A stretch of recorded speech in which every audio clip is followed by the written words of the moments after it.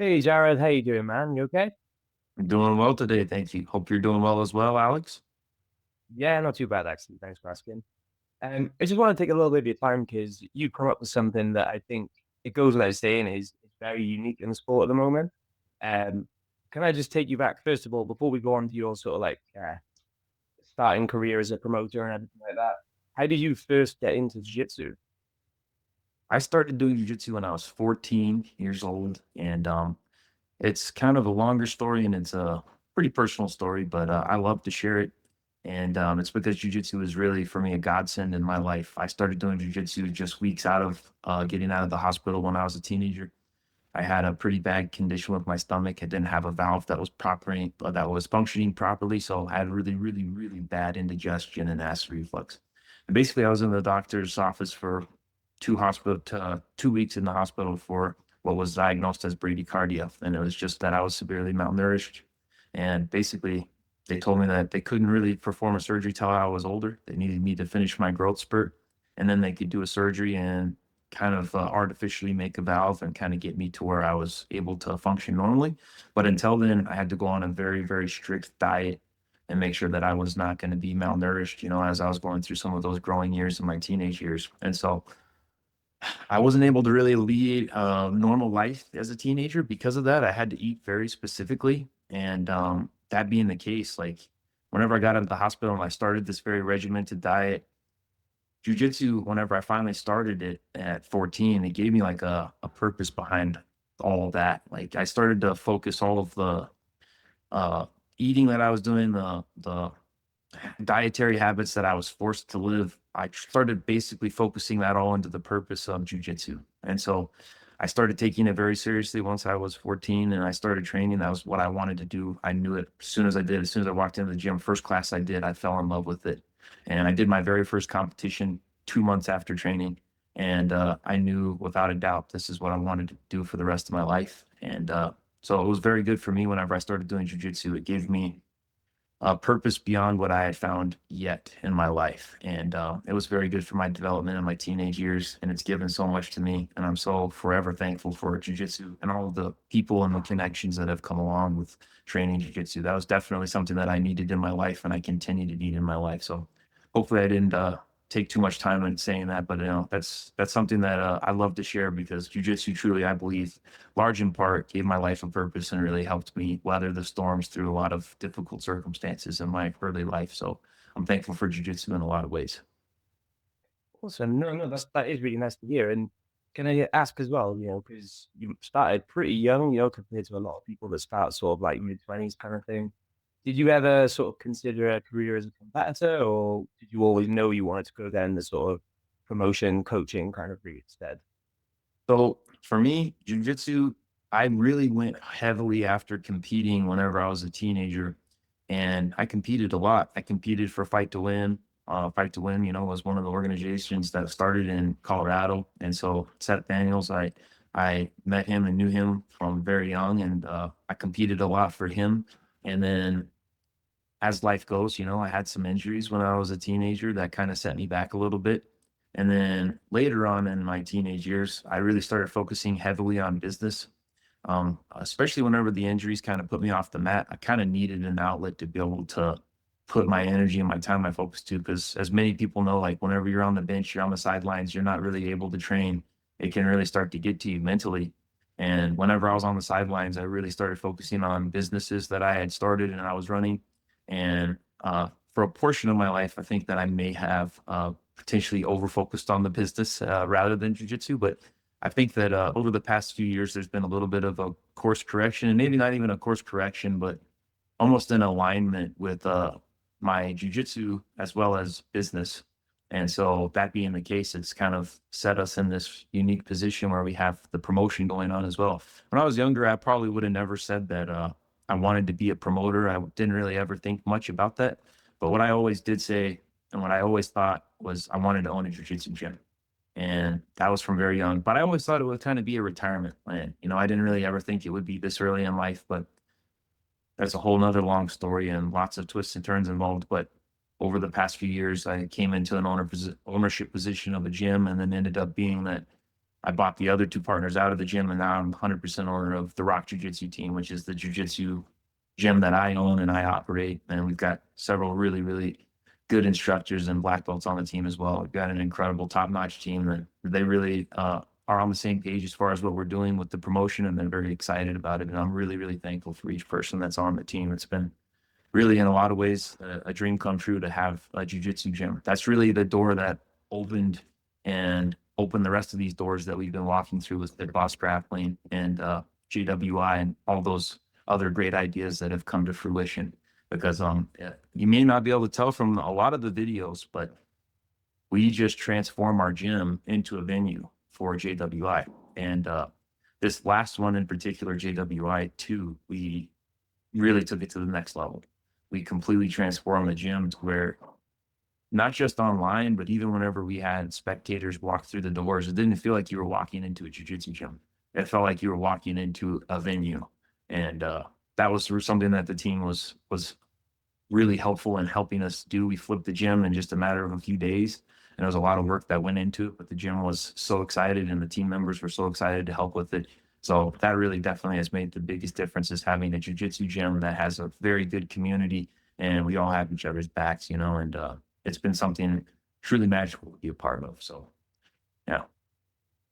Yeah, and I mean, I think for me personally, I sort of like first noticed you doing the whole suit grappling thing when you were doing like open events. And it's pretty cool to see how you have made huge steps in a really short space of time. If you don't mind me saying, it's really not been that long. And like you said, it's turned into much more of a professional style event, like just the way it looks and feels. And if I can take you back to like the beginning of it, I think from my understanding, the original idea was for you to be doing open tournaments in a pit. That was pretty much all you were really doing to begin with, wasn't it? So, yes, the original idea was that Pit Boss Grappling is going to do something differently whenever it's approaching just regular open competitions, tournaments. And that was an academy profit share. That was really the biggest idea. And that really came about by really seeing how much work on the inside perspective goes into competitions and tournaments with the coaching staff and having to be there. Obviously, and I will never ever put down any organizations. I love that there are so many competitions out there. That's only good for the sport. But I do see there being a tremendous benefit for somebody coming along and saying, hey, we're looking out for and doing our best to take care of the people who are growing our sport more than anybody else. And that is, in my opinion, jiu-jitsu academies. If there wasn't jiu-jitsu academies that are growing and thriving and investing into their students to then become competitors, then we wouldn't have jiu-jitsu being what it is today. And so I just had this idea of, well, let's do a jiu-jitsu competition. And the majority of the proceeds from all the registrations goes back to the gym that the competitor signed up from. And so that's really the original idea of Pit Boss Grappling. But as far as the suits go, I was really rushing as far as trying to get a video out there to promote what the idea behind Pit Boss in the open tournaments. I made a couple of rough draft videos, and a couple of them I was just wearing like typical jiu-jitsu attire and was wearing maybe a gi in one of them and a rash guard in one of them. And I just made a couple mock videos just to kind of make sure I was getting the right lighting, the right tone, and all that. And I kept showing them to my wife. And my wife, bless her heart, she's amazing. I love her so much, but she's in a lot of ways overcritical, which is good for me because a lot of times I might not be as critical as I need to be. And so she kept telling me, no, you need to do it again. You need to do it again. And I said, okay, I'll do it again. And so much time had passed by to where I was really feeling a time crunch because I was trying to promote our event that was coming up very quickly, our very first Pit Boss Kids Open and then Pit Boss Adult Open. And so I was just rushing to get a video out there. So I decided just to go ahead and take one more take. And it was after we had just got out of church on Sunday. And so I just happened to be wearing a suit. And I just told myself, okay, I'm going to go I'm going to go to the gym. I'm going to take one more take. I'm going to nail it. We do it. And I went to the gym. I did one long take of that video. And I went home to my wife, said, that's perfect. And you should probably wear a suit every time you do these videos as well. I was like, yeah, I guess that kind of makes sense. Pit Boss Grappling. It kind of sounds like a organization that would incorporate suits. So I started making the promotion videos largely while I was wearing a suit. And what happened is that in our very first Pit Boss Adult Open, myself and another one of the black belts on our same team, Daniel Latardo, he and I were the only two black belts who signed up for the gi division in the in our weight class. So there was only me and him. And I told him, I said, we roll together every day. Why don't we just go ahead and do something fun? And I've been kind of branding the suits with Pit Boss. Why don't me and you just kind of do a roll in suits instead of gis and make it more interesting, make it more fun? And he kind of talked to me. He was like, are you serious right now? And I was like, yeah. And he's like, I don't have a suit I just want to throw away. I was like, okay, I understand. I'll get you a suit because I think this is going to be really fun. Like, we'll just do this and we'll have fun. And I don't think that he thought I was being serious, because the day of the open, I showed up and I brought him a suit. He said, you're serious? We're going to do this? And I said, yeah, we're going to do this. It's going to be fun. We'll just get out there and do it. If people think it's stupid, whatever, we won't do it again. But, I think it's going to be fun. Might as well. It's more fun than me and you just putting gis on and going and rolling like we do every day. And so we did it, and we had no idea that it was going to have the traction that it did. And it really ended up being something that people had interest in, and which makes sense, right? I mean, it's a little bit more practical. And whenever you really start to think about it, it's actually what we've probably, since we were kids, we've probably seen people fighting in suits more than any other attire since we were kids, just because of movies, right? So it's almost like it's kind of programmed into our psychology a little bit. James Bond, and it's not just John Wick, James Bond. You got all these guys that are wearing suits, Mission Impossible, Tom Cruise. You got action heroes in suits for years and years and years. So it kind of just makes sense that it would be popular, but it wasn't really something that we thought was going to be as popular as it was. It just happened to play out that way, which is pretty cool. But that's pretty much how the first one came to be. And we didn't, we didn't call that a JWI or anything like that. We just rolled in suits. It was just a matching suits. We didn't have overtime weapons, nothing. That was just how it kind of started, and more ideas gradually kind of started to be added to it. So, yeah. Yeah, so that original video is where I first sort of like became aware of you, because like you said, it really, really took off. It was really popular, and it was just kind of a one-off thing that looked cool, looked fun. But like you said, you've now sort of like run with it a lot, and I think you've turned it into like an actual sort of like pretty polished product, and like I said, in a pretty short space of time. And one thing I did want to ask you about as well, because you can see it in the background there. Obviously, you've installed a whole, I think it's a 3/4 pit, isn't it, in the gym, and that stays there all time round, doesn't it? When you're training, everything like that, that pit wall is now like installed in the gym, isn't it? Yes. So, I don't know if you've seen our other videos, but we actually started building these. And the system that we built, it makes it very easy to move them. And so they are permanently in our gym. But if we want to move them, like one idea that we're contemplating is taking the tire setup outside and doing one in the parking lot eventually, and maybe making that one like Street Fighter themed or whatever in suits. But we can do that pretty easily, because the wall system that we've built is totally modular, and it's pretty easy to move around. But yeah, that was an idea that I had last year, obviously inspired by karate combat and then CJI, and just seeing how safe it keeps the competitors. That was really the biggest thing on my mind. Is like, well, this is better than a cage in a lot of ways, because in a cage, it kind of obstructs the visibility a little bit. But not only that, it's a little bit almost impractical. I mean, I'm not saying you're going to have a padded angled wall that you all of a sudden fight up against in the real world somewhere out there. But I think that, you're either going to be on a flat wall surface, or you're going to be maybe tripping over a dumpster in an alley or something if you're really going at it, but I do think that this kind of just simulates what we're doing on the ground in jiu-jitsu. I think it's a pretty good solution as far as having boundaries and a perimeter around the roll space that keeps everybody safe, but also allows for the spectators to have a pretty good amount of viewing. There's not much to obscure it, especially the ones that we built. They're not very tall. I haven't ever been to in person a karate combat or a CJI event, and I do think that their system's a little bit taller than ours, and I think that they overhang in the back a little bit longer. We don't have an overhang at all, so I think ours is a little bit different than theirs in that regard. But what we have works really well for people to just be able to surround the perimeter and be able to watch. And of course, we have to give a disclaimer, like before we do events, we ask the audience to make sure, to be aware if the competitors start to get a little close to them, make sure that their hands are not inside of the walls and things like that. But it's been something that's really works really well. And that was one of the biggest reasons why I wanted to have it, was because our very first Pit Boss event, it wasn't even an adult event. It was a kids event. And that was kind of like what we wanted to go after was, well, we've got these pits that are in karate combat and CJI, and it'd be really cool to have an event where it's not just exclusive to, professional athletes and, the biggest names in the sport, but be able to bring it more so to the consumers and kids. And so that was kind of what we went after, is like, these are going to be the first kids in the world to be able to compete with these walls and get a feel for the system. And everybody really enjoyed it. And they continue to enjoy it. We've got a quarter in the front, and then we also have a quarter in the back. So we'll usually, at our tournaments, if we're doing an open tournament, we run 2 mats at a time.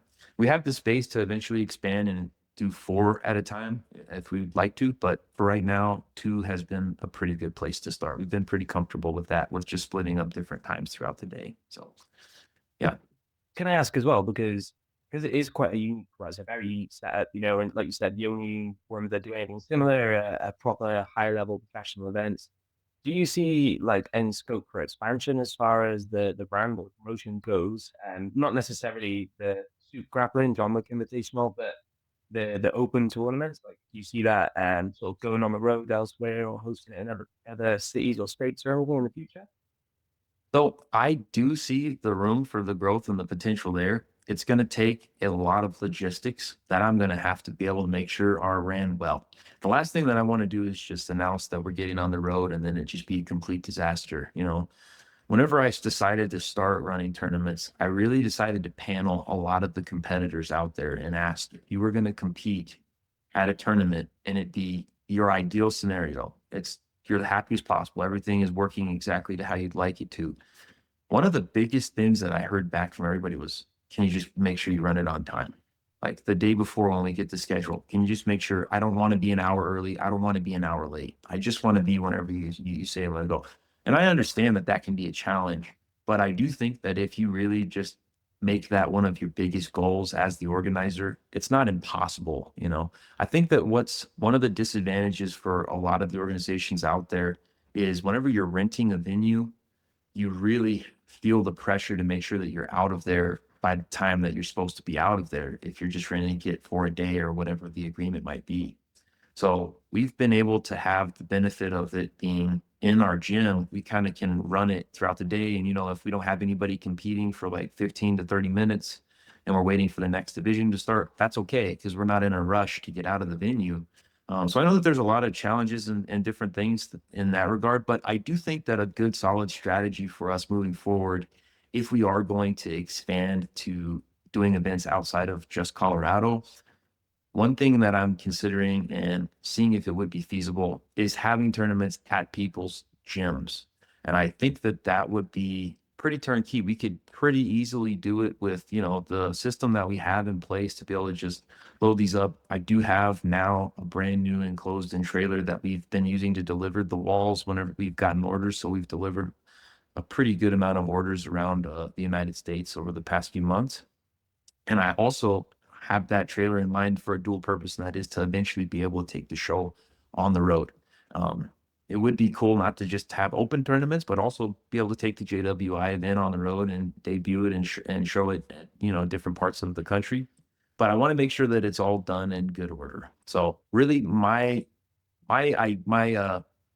think for me, the best idea for keeping the organization ran very well is to really refine it to where we're able to run it at our headquarters here in Colorado and it run very smoothly and us completely work all the kinks out and then eventually take something that's really refined and polished onto the road. So that's kind of the goal as of right now. Nice. No, I think that's a good idea, because like you said, there's nothing worse than tournaments that run incredibly late or they don't seem well organized. That's the main problem. Speaking to myself as well as a competitor, that's the main thing that will turn me off ever coming back to the tournament again. Is if you have a bad experience, you don't really care how the match goes or how the facilities are to a certain extent. Obviously, as long as you've got everything you need, kind of thing. But the main thing is literally the organizational side of things. So I think focusing on that is only going to lead. Maybe the growth might be slower, but I think it's probably going to be much bigger in the long run. Do you know what I mean? I think so too. I think that, as far as what I'm doing, it's not like I'm trying to just get infinitely popular overnight.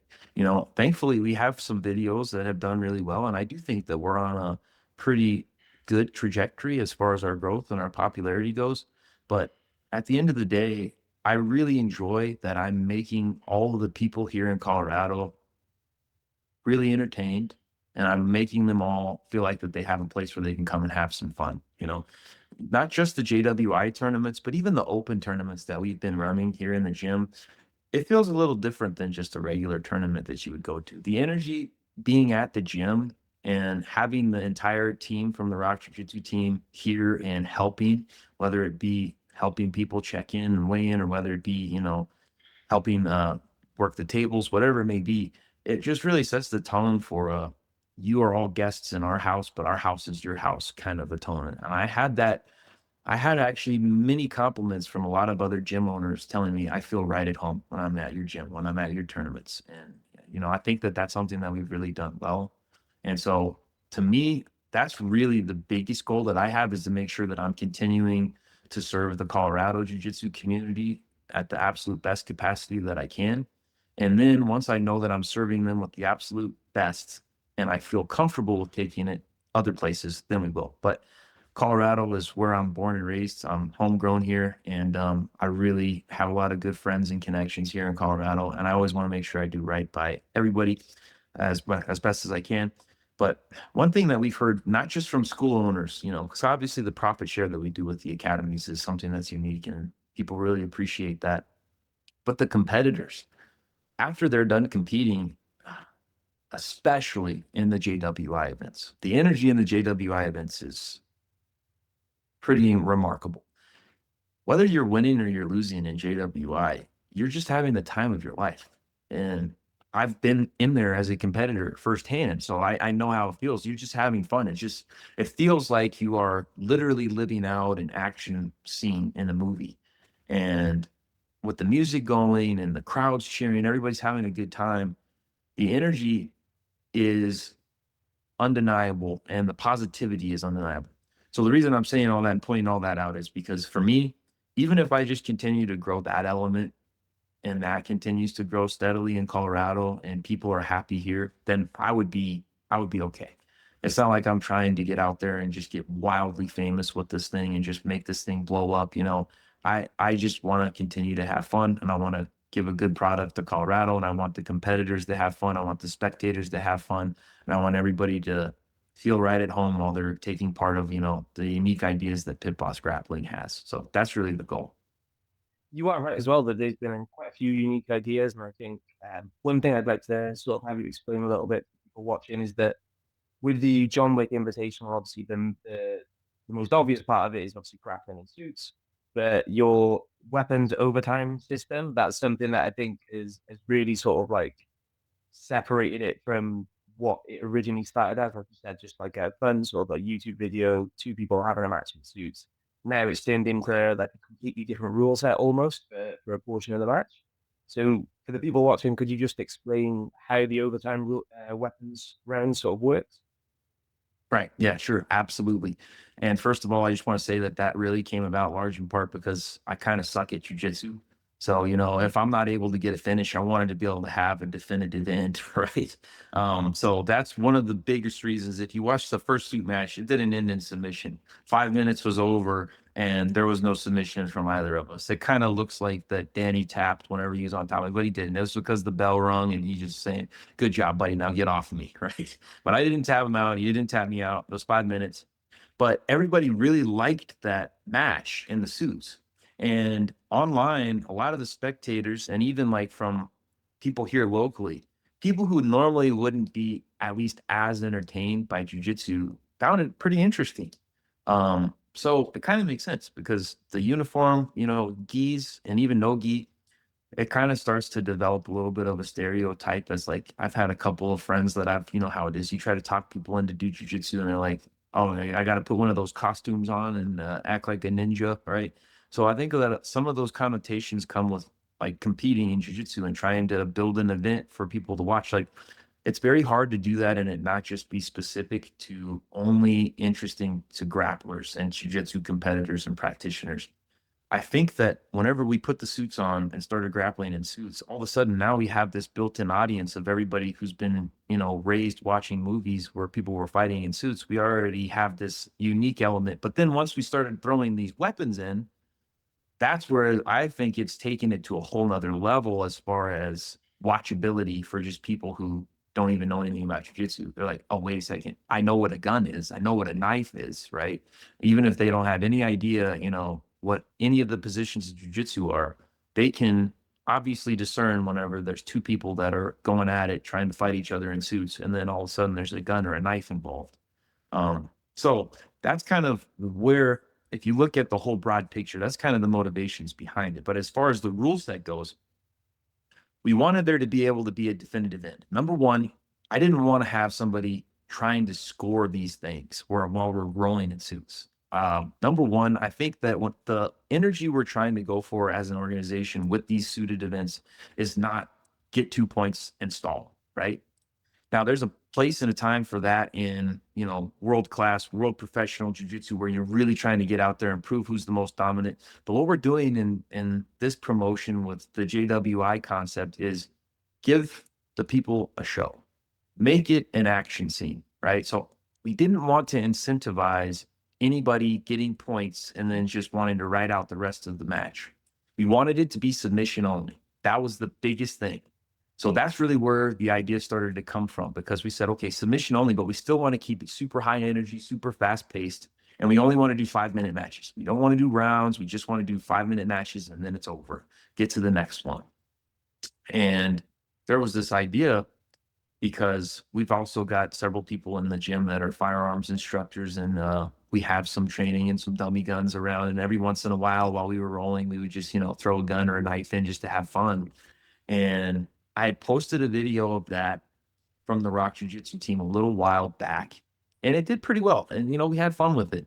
And then I decided, wait a second, this is the perfect solution for submission only. If we don't get a submission after 4 minutes, we'll throw in a gun or a knife. And I told a couple of people, who are like, you're crazy. What?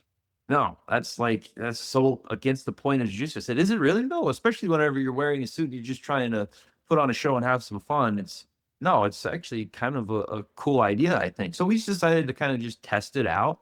So I posted a test video of the rules. We weren't wearing suits or anything. I posted just test footage of throwing the gun or the knife in, and we were just rolling in like no gi attire. And that video, posted from the Rock Jiu-Jitsu Team with Pit Boss as a collaborator, got, I think, a little over 1 million views. That was our first video to get over 1 million views. And that was just testing the concept of the overtime weapons rule set. And so once we saw that was received well, I said, yeah, it's definitely what we're going to go for. Now, originally, we were just going to have, a dummy gun and then a dummy knife. And just basically, as soon as you get the gun, you just point and say, bang, you're dead. I won.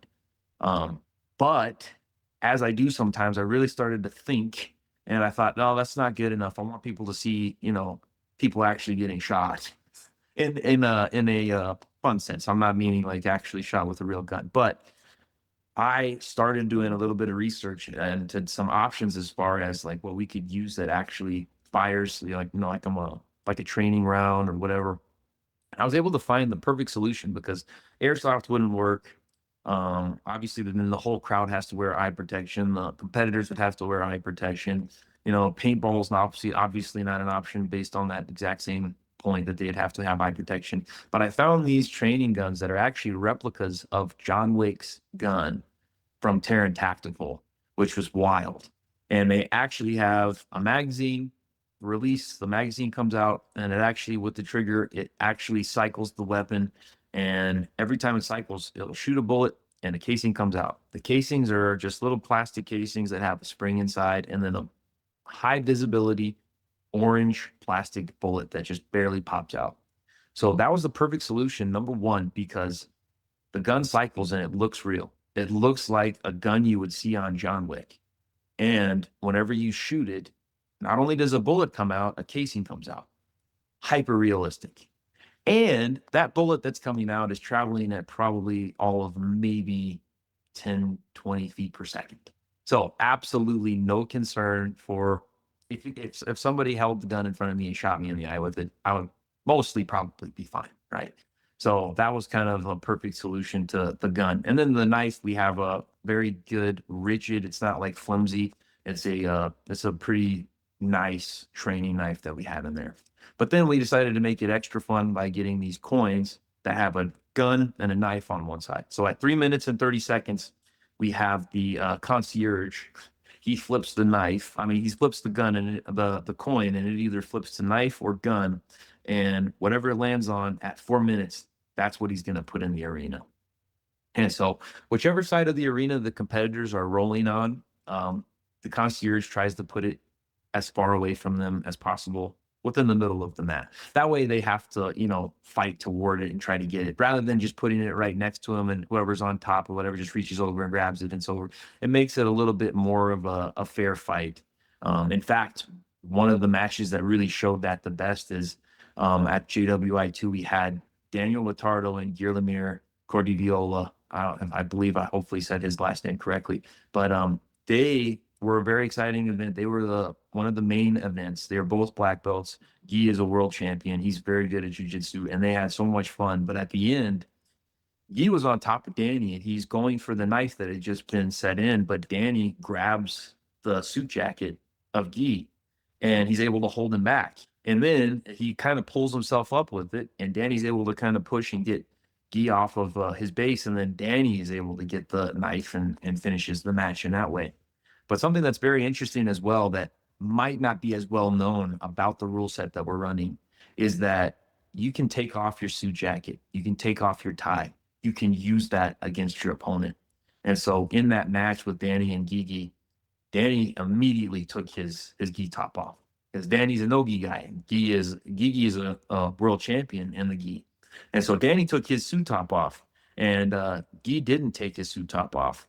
And I think that was a strategy that we saw really pay off for Danny there toward the end of that match, which was pretty cool to see. But we've had some pretty cool matches where guys have tried to weaponize their suit tops, their ties, and it's been pretty fun in that regard. But I think it honestly makes it more fun, makes it a little bit more realistic too. If you're really out there fighting, you're not going to have a ref say, stop, wait a second, put your suit top back on, make sure your belt's tied and tie your belt. They're not going to have any of that, right? You're just going to go nonstop. And so that's been a lot of fun, kind of really simulating a little bit more of the realism in that regard. But that's, I think, pretty much about the rule set. The only other rules that are interesting is I do require the competitors to either wear socks or wrestling shoes. That is one of the more controversial ones. We had some guys really excited that I allowed wrestling shoes, which is good. I think that they some of the wrestlers and the guys that are more accustomed to wearing those wrestling shoes, they did pretty well. And then a lot of guys that wear the socks, they'll get the socks that have the hospital socks, the grips on the bottom or whatnot. But the thing is, I just told the guys, listen, we're trying to look like John Wick. I don't ever think I've seen John Wick have bare feet while he's wearing a suit, right? So let's, I'm not saying socks is that much of an improvement, but it at least is a little bit more formal. So, yeah. Yeah, no, that makes sense. And I think, like I said, you created like a whole sort of well-rounded rule set. And one thing I think that it shows, or that you've been able to sort of like start getting a feel of, is the fact that I think everyone knows that obviously things change whether you're competing in gi or no gi. The whatever you're wearing changes the techniques that are available, changes the way certain positions work, which grips are more favorable, that sort of thing. And I think from watching the first two events, you get the same sort of effect in retro where you've had like 24 matches in suits around, something around there at 20 or 30. So now you're starting to see like people are cottoning on to, oh, this grip doesn't really work very well, or this specific angle, this specific technique doesn't really like translate as well. So people are starting to sort of like focus on certain things, and you're starting to see like specific games come out. And then with the obviously weapons overtime round, I think you're seeing a similar sort of thing where, like you said, it's not necessarily advantageous to rush into the weapon the minute that it becomes available, sort of thing. Like I think one of the matches in your last event had a similar scenario where one of the guys rushed to the weapon and the other one took his back as he was diving for it and then choked him out. And that's not something you would expect at first thought. Like I said, first thing you would just hone in on it, run after it and get it. But that turns out to not necessarily be the right choice, really. Yeah. Yeah, there's a lot of variables that come into play with the attire and especially with the overtime rules. You know, the overtime rules is kind of almost an equalizing factor. But I do think that as time goes on, we'll see people who want to take it a little bit more seriously, kind of really implement that overtime rule set into a lot more of their training. And I think that we'll see some pretty cool tricks up some competitors' sleeves over the next few events as we continue to kind of evolve this whole concept. So I'm really excited to see where it goes. I think that the sky's the limit for it. And, you know, we're just having so much fun with it that it just makes sense to just keep on putting these on and keep having people be entertained, keep having competitors have fun. You know, I've had competitors that have been competing majority of their life that have been involved in this come up to me and say, that is the funnest competition I have ever done. If it was up to me, I would only compete in exactly that the rest of my life. That to me, that means more than anything else. I want to have an event that has that kind of energy, that has that kind of pull and that draw, that attraction about it, where the competitors are truly just having a good time. Win or lose, they're having the time of their life, and everybody's just having fun with it. That's what I think is really, as of right now, that's got to be what sets us apart the most. Is that spectators, competitors, anybody and everybody involved, they're having fun, they're entertained, and we're having a good time. Nice. I mean, that's pretty much everything I've got time for at the moment. But I wanted to ask you before you go, what do you think is next for the John Wick Invitational now? What can you see over the next, let's say, year or two now? Well, JWI3, we'll start there. We'll start with JWI3 and we'll have fun with that. And we definitely have a lot of kinks to work out. Live stream's going to be even better the next time for sure. And we'll have a lot more things to refine over the, next few events, and we'll continue to work the kinks out of it and just keep getting better and better each one. And that's where we're at right now, just one event at a time. And we're going to keep having fun. Nice. Nice. Well, thanks so much for your time as well, and take care, Jared. All right. Thanks, Alex. Have a good one.